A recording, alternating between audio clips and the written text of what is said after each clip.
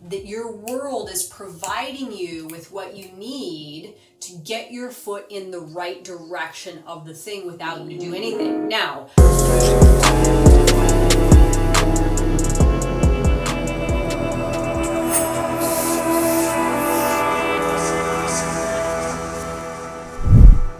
hello, Transurfer and the Transurfing Curious. My name is Renee Garcia and this is TransurfingTV. And today on TransurfingTV, we are going to be talking about outer intention.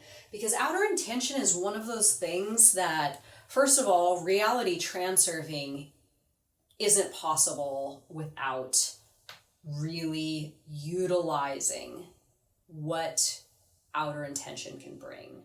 This is how people become truly successful, is because doing everything on your own internally, inner intention, there's just not enough there. Not enough meta power, not enough co-creation, not enough of everything that you need to materialize an intention completely on your own. It takes outer intention and your ability to see what outer intention is bringing you that's in line with your intention. That is what creates success. So if you're still challenged in your life, in your reality transurfing practice, and you want to take things to the next level, developing a much firmer understanding and use of outer intention via awareness is absolutely key. I know this has been a game changer for me. So this is going to be Outer Intention 101, everybody. Before I get started, remember to like this video, comment, subscribe, join us on Facebook, the International Transurfing Institute Facebook group, and Instagram, reality_transurfing. Check it out, y'all. And Reality 2.0 and Teachable down below. Check it out. So, outer intention. Outer intention, like Vadim Zeland says in the book, is something that simply cannot be taught, because it's a perception, right? It's a perception. It's like you can't, if somebody were blind and all of a sudden they could see and you were trying to show them like, hey, that's green right there. Do you know what that is? It's like, no, I don't know what that is, right? Or maybe that's not the best example. But until you see it and you realize what just happened and defined in your own way outer intention, it's a challenging thing to try to convey to another person. I have come up with a very simple little way of kind of explaining it, and it's helped some people. Again, if you're really challenged to understand it, this may not even help you, but this is about as simple as I could break it down. So let's say you are at a hotel in a foreign city, right? And you wake up one morning, you want coffee, but they tell you there's no coffee at the hotel. We ran out of coffee. Okay, so you could go about getting a cup of coffee in two different ways. You could go about getting a cup of coffee the inner intention way or the outer intention way. So the inner intention way is that you put your pants on, you grab your purse or your wallet, and you go march outside, go around looking for a place to get a cup of coffee, a coffee shop, right? Maybe you're a little bit frustrated, maybe you don't have a map, you don't have your phone, you're walking around, you're a little irritated maybe, and you're searching for that cup of coffee. Then you see off in the distance a place where there's coffee, and you walk over there and you walk in the front door and you get your cup of coffee. This is gaining the cup of coffee via inner intention.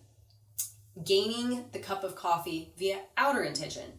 You wake up in the morning, you realize there's no coffee at the hotel, and you say to yourself, world, I want a cup of coffee, right? So then you decide to go out for a walk.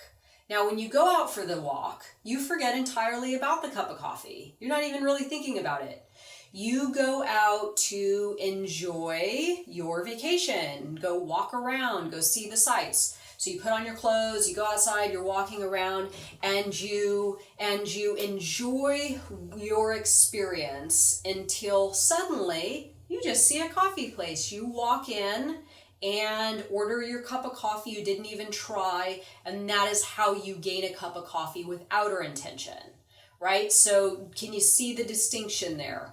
One is more forcing something, striving something, looking for something, searching for something, trying to specifically put yourself in the direction of that thing.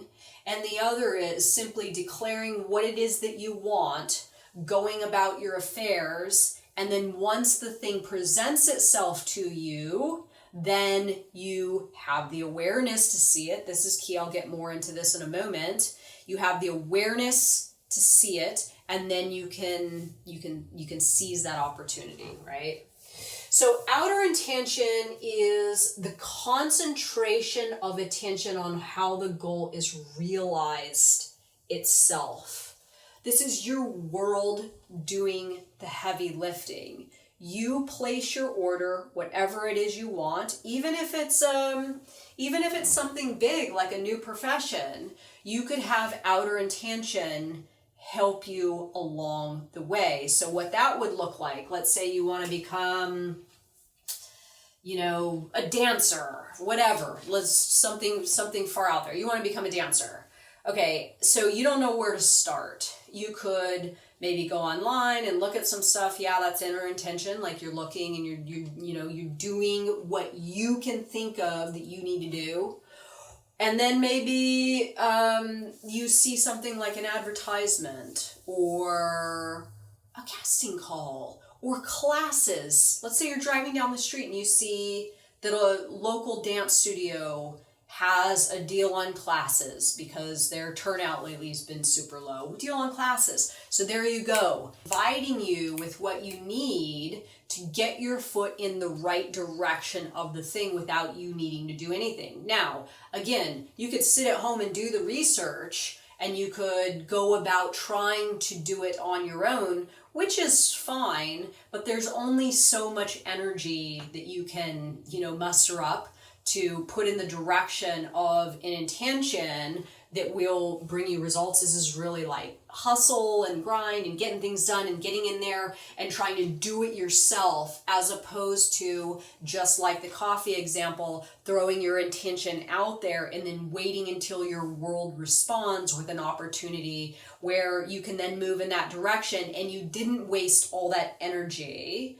Now, again, outer intention takes a lot of patience, and it is good sometimes to just get the ball rolling on your own and work with a little bit of both, right? You do a little bit of striving to achieve, and at the same time, keep yourself awake and aware for when outer intention presents to you what it is you need to materialize that goal.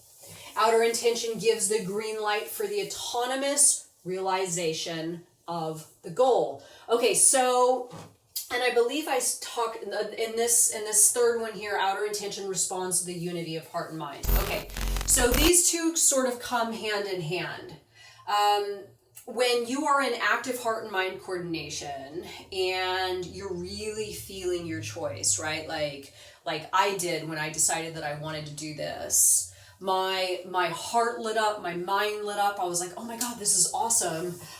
This is exactly what I feel compelled to do. This is amazing. This feels great. So when you are in this state, this heart and mind coordination state, your external environment is going to start to respond to you. Outer intention is going to respond to that unity of your heart and mind.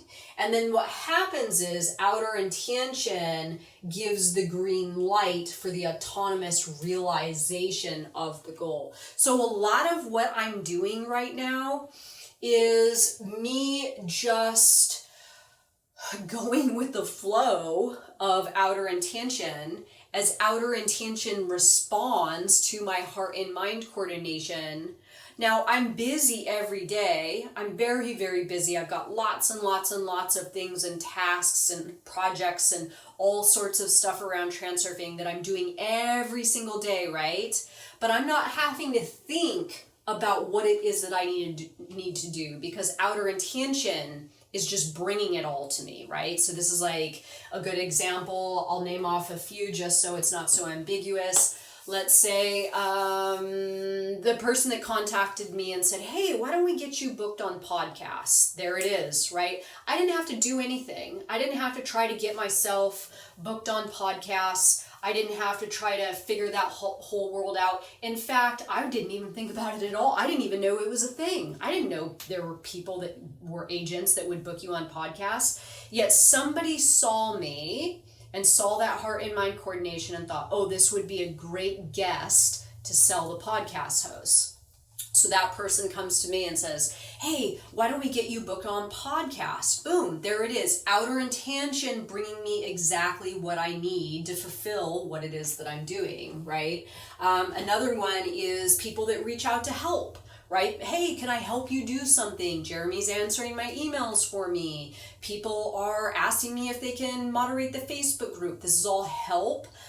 This is all outer intention bringing right up to me exactly what it is that I need to facilitate the materialization of my goal, right? Another one would be donations. Donations are a big one. Lots of people donate to TransurfingTV and the International Transurfing Institute. That's outer intention. I'm not asking for money. I'm not, going looking for money, yet somebody contacts me and said, hey, could I make a small donation? Sure, absolutely you can make a donation. So that's outer intention. So outer intention, the more you have heart and mind coordination, the more outer intention is going to bring you exactly what you need to tap into, that you can, really maximize what that gain is and use that to fuel your intention.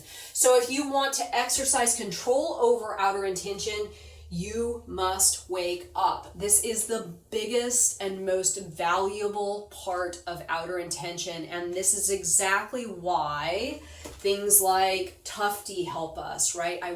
I see myself, I see my reality. Wake up, I see myself, I see my reality. So if I am doing my internal thing that is not effective and I get lost in my thought, right? Overthinking and worrying and having anxiety and questioning if it's going to happen or not, or trying to figure it out on my own, inner intention.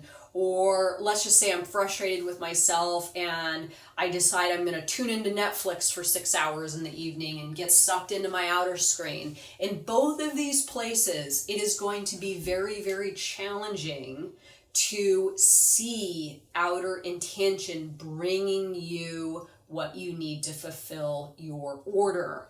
When you can find yourself more and more and more to the center screen, that center place of awareness, neither in your own internal screen or sucked into the outer screen, it's a center place of awareness where you can really see outer intention bring to you exactly what it is you need. Another part of this is, and I didn't write it here, but it's a valuable thing to touch on, is lowering that level of importance of self and feeling as though you have it all figured out. Like, I know what to do, I know what's right, I know how to get there, I know what I need.